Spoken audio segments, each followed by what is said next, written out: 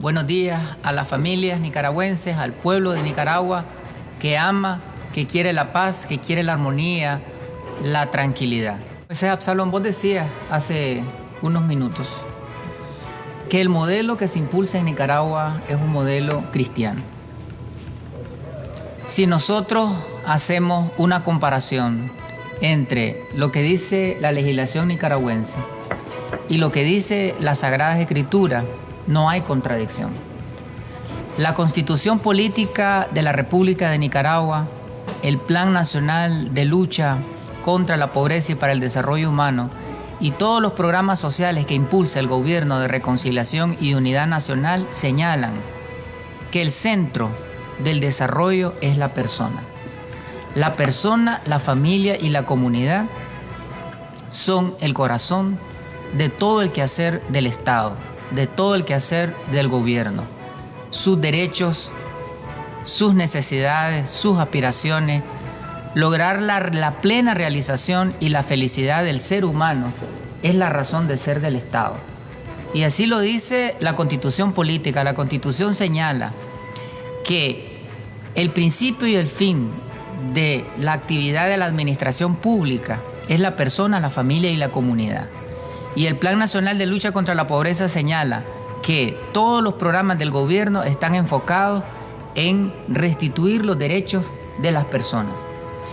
Si nosotros nos vamos al Evangelio, si revisamos el mensaje de Jesucristo, es la realización de la persona, es la realización de los seres humanos. Jesús dice: yo he venido para que tengan vida y para que la tengan en abundancia. Le dice Jesús a la mujer en el pozo: si vos tomás de esa agua, vas a tener sed, pero si bebés del agua que yo te voy a dar, no volverás a tener sed jamás. Yo soy el agua de vida. Jesús dice: yo soy el pan de vida. Jesús dice: yo soy el camino, la verdad y la vida. Jesús dice: yo he venido para que tengan vida y para que la tengan en abundancia. Entonces, este gobierno, su razón de ser es mejorar las condiciones de vida del pueblo. Y la razón de ser del cristianismo, el mensaje de Cristo es en esencia, es vida. Entonces ahí tenemos una coincidencia. La legislación de Nicaragua y los programas del gobierno están enfocados en la vida de las personas, familia y la comunidad. Y el mensaje de Jesucristo está enfocado en garantizar vida a los seres humanos. Busquemos otra coincidencia: la paz. Este gobierno, que es de reconciliación, que es de unidad nacional, que es de paz, que es de fraternidad, todas sus políticas, todas sus estrategias están enfocadas en promover la unidad, la armonía, la convivencia fraterna, el entendimiento entre todos los nicaragüenses, independientemente del origen social, económico, de la pertenencia cultural o de cualquier otra condición humana. Este gobierno, desde el 2007 hasta la fecha, ha impulsado una estrategia de paz, de estabilidad, de seguridad, de tranquilidad. Cuando nosotros nos vamos al Evangelio, nos damos cuenta que la paz es la razón de ser principal del Evangelio.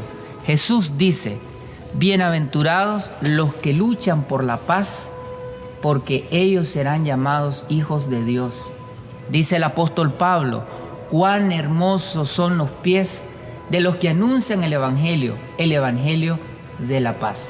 Y el mismo apóstol dice: si viene cualquier persona, inclusive un ángel del cielo, y les anuncia un evangelio diferente al evangelio de la paz, sea maldito.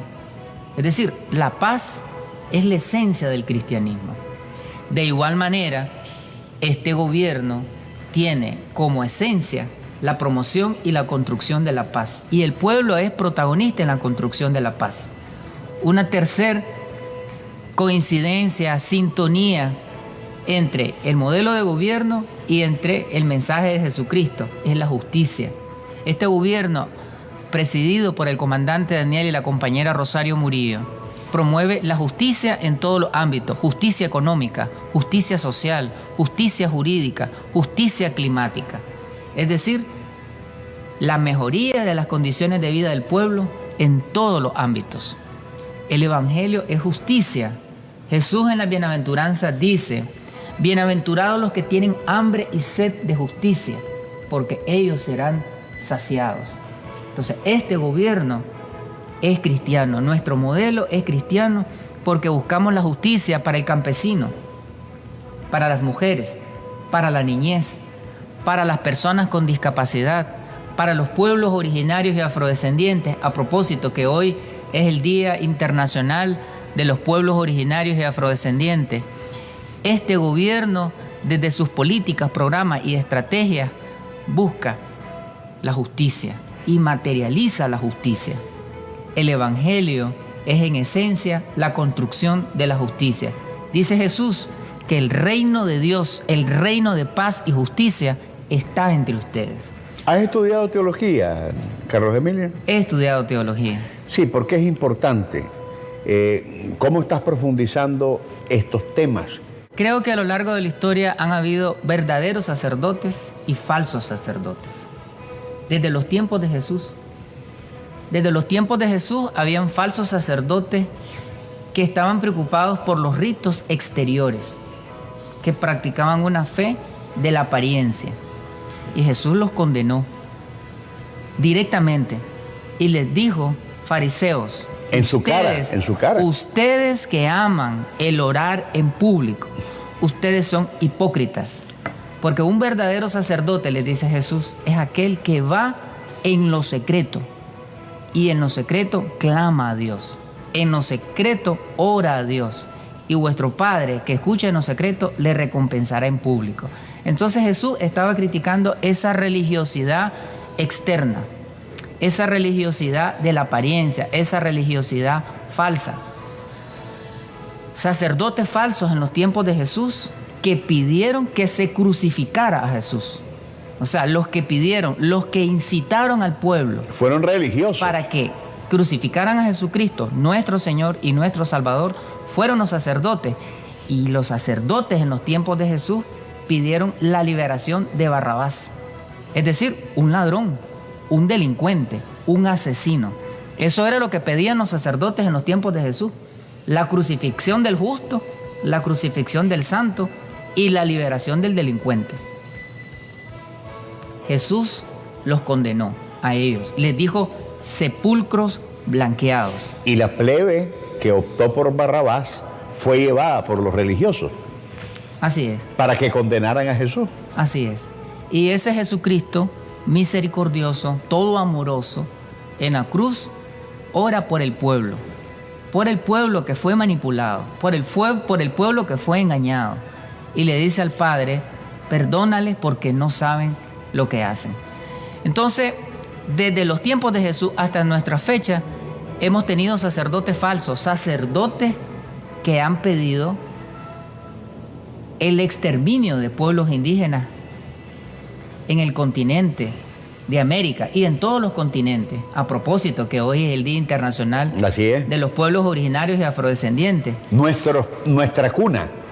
Nuestros tatarabuelos, nuestras raíces. Sí. Entonces, los sacerdotes europeos fueron los cómplices y los promotores del exterminio de millones de seres humanos.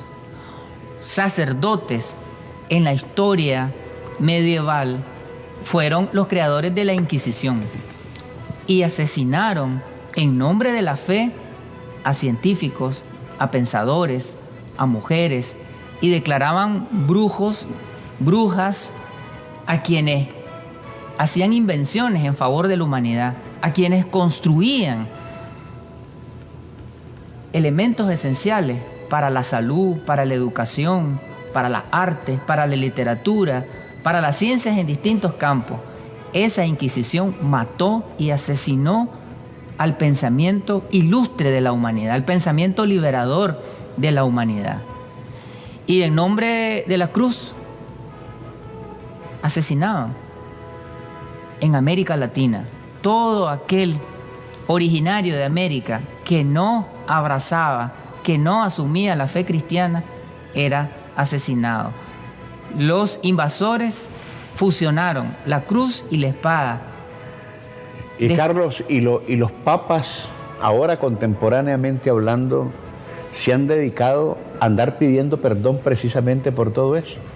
Lo hizo Juan Pablo II, lo anda haciendo ahora Francisco, el Papa Francisco en Canadá recientemente, por abominables tragedias que sucedieron con cualquier cantidad de niños, y además pidiendo perdón por lo que internamente hicieron los suyos, sus sacerdotes, la pedofilia, la violación de una gran cantidad.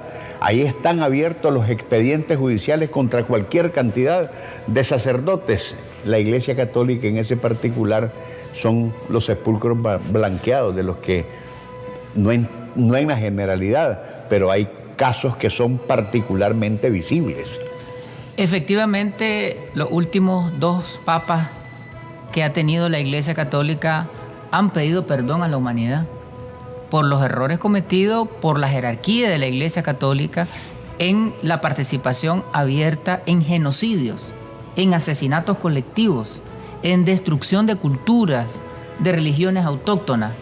Pero esos falsos sacerdotes también se han dado en el siglo XX y lo que va del siglo XXI, bendiciendo guerras, bendiciendo invasiones, bendiciendo bombardeos, justificando la acción del imperio en la explotación, expoliación de los recursos naturales de los pueblos. Familias nicaragüenses, hemos hablado de los falsos sacerdotes, pero también tenemos que decir que a lo largo de la historia han habido verdaderos sacerdotes. Es decir, líderes espirituales que han cumplido la palabra de Dios y que han estado al lado del pueblo. Sacerdotes que se han opuesto a guerras, a invasiones, que han defendido la vida de los pueblos. Por ejemplo, en nuestras latitudes tenemos a Fray Antonio Valdivieso, por ejemplo, Bartolomé de las Casas, que defendían a los pueblos originarios frente a los atropellos de los invasores, de los colonizadores, quienes consideraban a los pueblos originarios como animales, como cosas, como seres que no tenían almas. Así pensaban la mayor parte de los sacerdotes durante la colonización en nuestras tierras. Sin embargo, habían algunos verdaderos sacerdotes que decían: no, son seres humanos, son hijos de Dios, son iguales a los europeos y merecen respeto. Y esos sacerdotes, con una visión revolucionaria de la humanidad, por pensar como pensaban, fueron excluidos también. Fueron excluidos, fueron perseguidos, inclusive algunos asesinados. Y en América Latina han habido sacerdotes que han promovido teologías liberadoras, como la teología de la tierra, como la teología de la mujer, como la teología de la liberación.